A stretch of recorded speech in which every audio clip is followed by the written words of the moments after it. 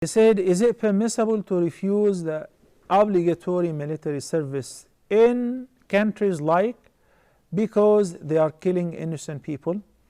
Sometimes I would eliminate names, and this is better. I would rather give a general answer because it benefits here and there. So the question is, sometimes when you have to serve in an army and this army is either fighting against Muslims or killing innocent people, what is the ruling in this condition? Some people would say it is under the category of ikrah, being forced. You have no choice. We'll discuss this inshallah. But of course we should not skip the reference of Surah An-Nisa with regards to killing innocent people and the fate of the murderers and the killers in ayah number 93 of chapter number 4. Allah subhanahu wa ta'ala says, وَمَنْ يَقْتُلْ مُؤْمِنًا مُتَعَمِّدًا فَجَزَاؤُهُ جَهَنَّمُ خَالِدًا فِيهَا وَغَضِبَ اللَّهُ عَلَيْهِ وَلَعَنَهُ وَأَعَدَّ لَهُ عَذَابًا عَظِيمًا. Do me a favor and count with me the felonies and the consequences of killing an innocent believer. وَمَنْ يَقْتُلْ مُؤْمِنًا مُتَعَمِّدًا. It's a very important term. مُتَعَمِّدًا, deliberately. Whoever kills a believer deliberately. فَجَزَاؤُهُ, then his recompense. Number one, Jahannam, the fire of hell. This is the beginning of the punishment. Jahannam. Number two, خَالِدًا فِيهَا. Eternally he shall reside in the fire of hell and dwell in it. وَغَضِبَ اللَّهُ عَلَيْهِ, and Allah is angry with him. وَلَعَنَهُ, and Allah curses him, or actually in the past cursed him. وَأَعَدَّ لَهُ عَذَابًا عَظِيمًا, and He has prepared for him a great torment, greater than dwelling eternally in the fire of hell. And all of that simply for killing an innocent person deliberately.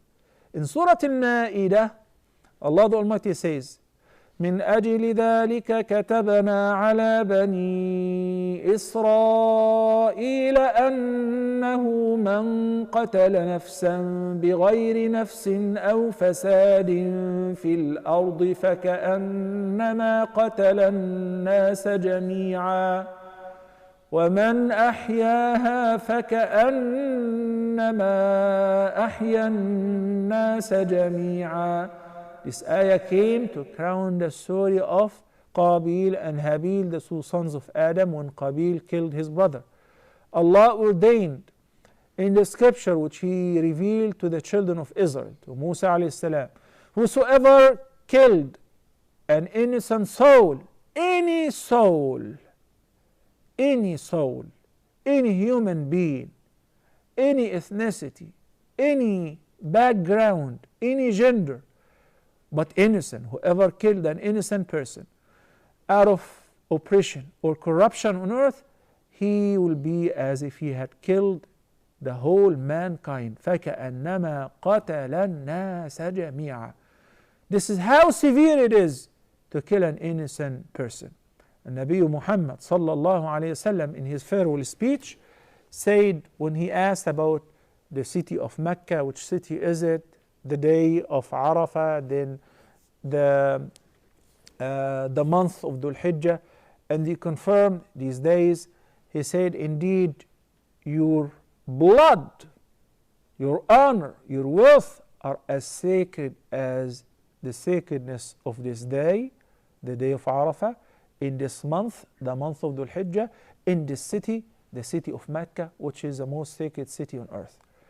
So no one could say, well, I have been given orders to shoot that person because he is a protester, or because he is making a revolution, or for a reason or another. This person is innocent and is not raising weapons, and he is not a murderer. How dare you are to kill him or take his life they blame it on others, said, I'm just a soldier.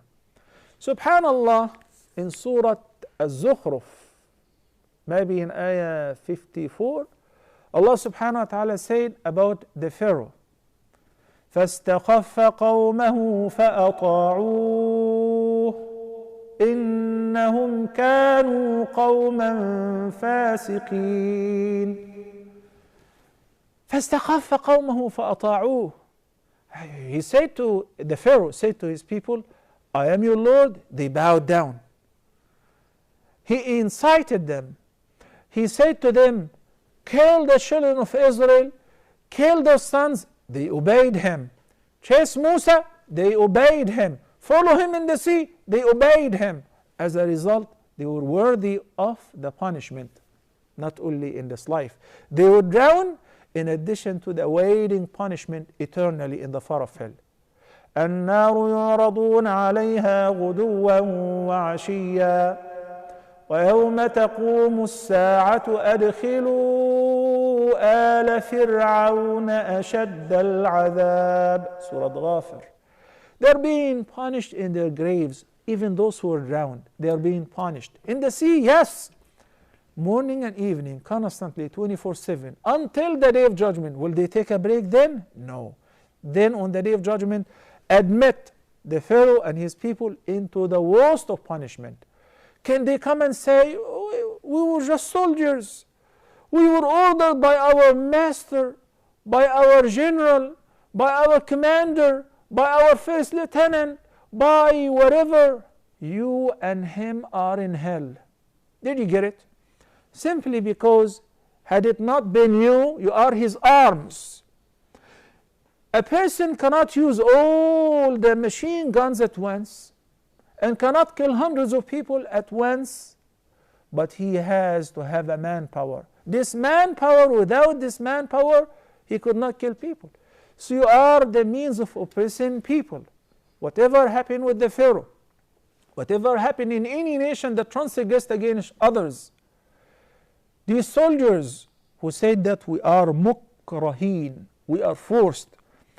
Ibn al-Arabi al-Maliki, the great scholar, said there is no difference between the scholars of Islam that if a person is forced to kill another, that he is liable, him and the person who forced him.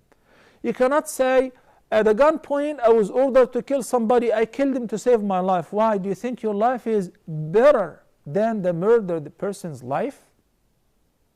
Do you think so? So you both are liable. And subhanallah, how much we're missing the great ruler Umar ibn al-Khattab when he ordered 7 people from Sana'a, from Yemen, to be executed. Qasas. Why? Because they participated in killing a young boy, ghilatan. When he was reviewed in this ruling and verdict, claiming that only one person took his life and the rest planned, arrested, plotted, assisted.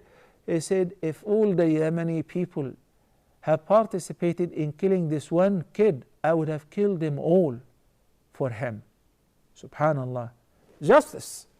You do not draw the blueprint and blow those people here and poison those people here and starve those people to death here and imprison those people here until they die, and you say, well, I never pulled the trigger. Oh yeah, you're right, you never pulled the trigger. But you give the order to kill all those people. And those who are your assistants, whether high-ranking officers or low-ranking soldiers, they're all responsible as well. Imam Ahl Sunnati, Al-Imam Ahmad ibn Hanbal, may Allah have mercy on him. When he was thrown in prison, his cell guard asked him, Ya Imam, he believes this guy, this Imam, is a great Imam and righteous person. He said, am I being considered like assisting the wrongdoers and the oppressors? He said, of course not. So he felt better. He said, you are the wrongdoers themselves. You're one of them. You're one of the oppressors.